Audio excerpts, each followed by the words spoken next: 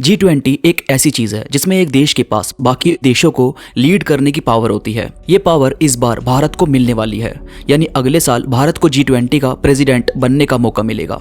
अब भाई ये है क्या, G20 कहते किसे हैं? तो G20 एक यूरोपियन यूनियन का समूह होता है।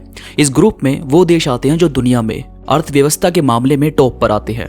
अब इसमें बहुत सारे देश आते हैं जैसे France, Italy, Korea, India, United kingdom और भी बहुत सारे देश हैं जो इसमें शामिल होते हैं।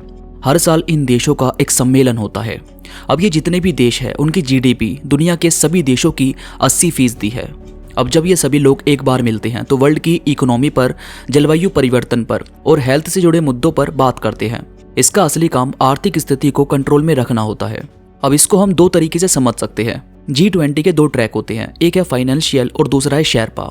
अब फाइनेंशियल में अलग अलग देशों की बैंक पॉलिसी डिस्कस होती है, जैसे global economic growth, tax information, financial inclusion, fossil fuel subsidy और भी बहुत सी चीजें इसमें शामिल होती है। और शेरपा में employment, climate change, agriculture and food security, anti corruption measures, improvement of health care, ये सभी चीजें शेरपा में शामिल होती है। अब ये मौका हर साल अलग अलग देश को मिलता है और ऐसे ही इस बार की पारी को भारत को सौंपा गया है। अगले साल भारत में सभी देशों के प्रेसिडेंट, प्रधानमंत्री, वित्त मंत्री और टॉप लीडर्स सभी शामिल होंगे। जाहिर है जब इस मीटिंग में हर देश के बड़े बड़े लोग शामिल होंगे तो भारत का इंप्रेशन उनके सामने काफी अच्छा जाएगा। और दूसरा, भारत को मौका मिलेगा अलग अलग मुद्दों पर अपनी बात करने का, और साथ ही व्यापार को और आगे बढ़ाने का भी भारत को मौका मिल सकता है। जैसे भारत को यूपीआई को बाहर ले जाने का मौका मिल सकता है। भारत इस चीज को ऐसे शो कर सकता है कि ये कितना आसान और सेफ है, जिससे बाहर भी उसकी पहुंच बनाने में आसानी होगी। ऐसे ही और भी मुद्दों पर भारत को फायदा पहुंचेगा। अब ये मौका भारत को मिल तो गया, मगर असल बात यह है कि भारत इसको प्रेजेंट कैसे करता है, यानी G20 क्यों जरूरी है हमारे लिए। अब सोचो जैसे फीफा वर्ल्ड कप कतार में हुआ, तो इससे कतार के लोगों को कोई इतना फर्क नहीं पड़ा, लेकिन फीफा की वजह से कतार का नाम लोगों की जुबान पर चढ़ गया। लोगों को उस जगह के बारे में जानने को मिला। अब बहुत सारे लोग उसकी हिस्ट्री पढ़ेंगे, उसके बारे में जानेंगे और उनके कल्चर से रूबरू होंगे। सेम चीज भारत भी कर सकता है।